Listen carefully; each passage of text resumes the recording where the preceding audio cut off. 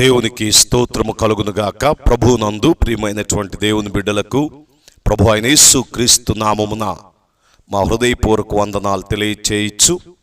ఈ దినం మీ జీవితంలో ఒక చక్కని ఆశీర్వాదకరముగాను తృప్తికరముగాను ఉండులాగున దేవుని యందు భయభక్తులు కలిగి ఉండుట మనము నేర్చుకోవాలి. ఎందుకంటే ఈరోజు క్రైస్తవ విశ్వాస జీవిత యాత్రలో భక్తి అనేటువంటిది కనుమరుగైపోతుంది. దయతో గమనించండి, భక్తి లేనటువంటి జీవితము వస్త్రహీనునితో సమానమని మనము గుర్తించాలి. అందుకే భక్తి అనేది చాలా ప్రాముఖ్యమైనటువంటిది. అట్టి భక్తిని మన ఇష్టానుసారముగా మనము జరిగించకూడదు. అట్టి భక్తిని మన అనుకూలతగా లేక అట్టి భక్తిని మనకు ఒక వ్యాపారముగా చేసుకోకూడదని దేవుని సేవకునిగా మీకు నేను తెలియపరుస్తూ ఉన్నాను.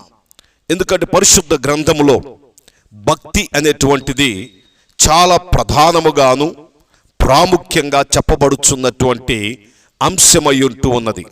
అట్టి భక్తిని మనము మన ఇష్టానుసారముగా చేయుట అది ఎంతైనా ప్రమాదము అని నేను మీకు తెలియచేస్తూ ఉన్నాను.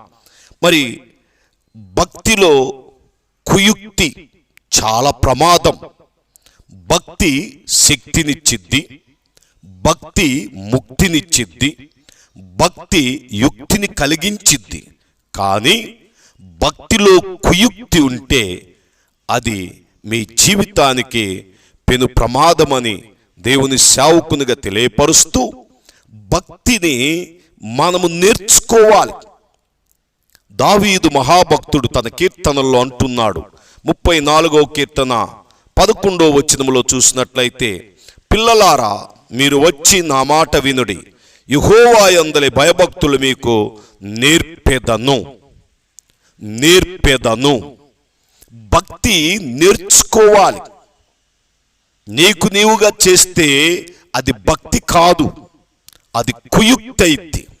ఈరోజు చాలామంది భక్తి అనే ముసుగులో ఎన్నో వ్యవహారాలు చేస్తూ, భక్తి అనే ముసుగులో ఎంతో వ్యాపారమును జరిగిస్తూ క్రైస్తవ విశ్వాస జీవిత విలువలను నాశనము చేస్తున్నటువంటి ఈ దుర్దినములలో మనము దేవుని యందలి భయభక్తులు కలిగి ఉండుట, దేవుని యందలి భక్తిని నేర్చుకునుట మనకెంతో ఆశీర్వాదం. అందుకనే ఈరోజు భక్తి అనేటువంటిది క్రైస్తవ జీవిత యాత్రలో లోపిస్తూ ఉంది. గుడ్డెద్దుపోయి చేలో పడ్డట్టు ఎక్కడికి పడితే అక్కడ పరిగెత్తుతున్నారు, ఏది పడితే అది చేస్తున్నారు, ఏది నచ్చితే దాని వెంబడి వెళ్ళిపోతున్నారు. అది కాదండి. యెహోవా యందలి భయభక్తులు మనము నేర్చుకోవాలి. నువ్వు నేర్చుకున్నప్పుడే దాన్ని మీరు చక్కగా నిర్వర్తించగలుగుతారు.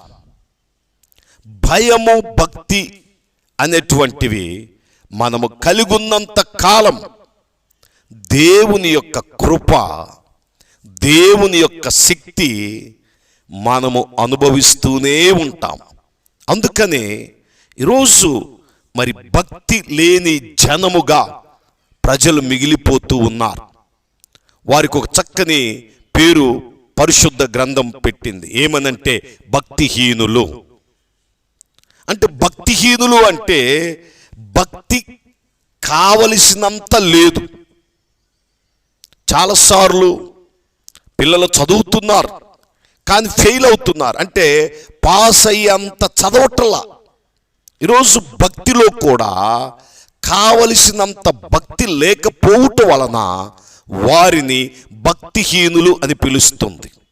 ఈరోజు ఈ మాటలు వినుచున్న మీ జీవితంలో భక్తిని నేర్చుకోవాలి, భక్తిని సంపాదించుకోవాలి, భక్తిని అనుసరించాలి.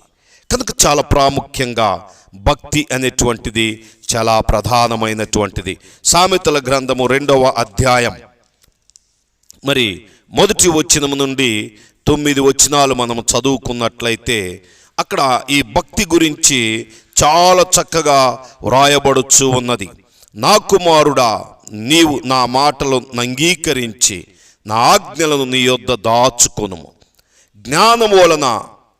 జ్ఞానమునకు నీ చెవియొగ్గి హృదయపూర్వకముగా వివేచన అభ్యసించేమో.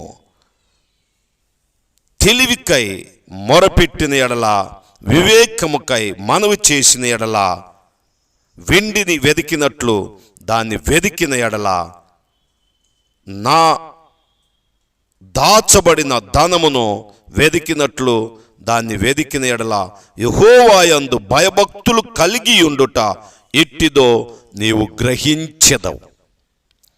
భక్తిలో గ్రహింపు చాలా ప్రాముఖ్యం. భక్తిలో చాలా వివేకము కలిగి ఉండాలి. అందుకే చక్కగా వ్రాయబడుచున్నటువంటి మాట, యెహోవా యందు భయభక్తులు కలిగి ఉండుట ఎట్టిదో నీవు గ్రహించెదవు. దేవుణ్ణి గూర్చిన విజ్ఞానము నీకు లభించును. దేవుణ్ణి గూర్చిన విజ్ఞానము నీకు లభించు. ఈరోజు దేవుని యందు భయభక్తులు కలిగి ఉండుట మనము నేర్చుకుందాం. నేర్చుకుంటే అది ఎప్పటికైనా నీకు ప్రయోజనం. నేర్చుకోకపోతే అది నీకెప్పటికీ రాదు. అందుకనే దావీదు భక్తుడు తన కీర్తనలు అంటున్న మాట, యెహోవా యందలి భయభక్తులు నేను మీకు నేర్పెదను.